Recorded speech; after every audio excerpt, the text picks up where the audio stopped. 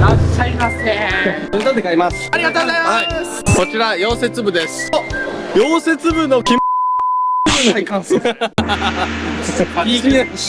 タコのいいところ今聞いてるんですけど。大好きなお店です。元気に。いいですね。ちなみにどうですか。先生が優しい。いいですね。どうですか。勉強的な面で言ったら、専門的なことが学べる。確かに専門的なことがね。これはちなみに何ですかこれ。これは溶接の四国大会がありまして、見事準優勝。すごいですね。ありがとうございます。すみません。ありがとうございました。ありがとうございました。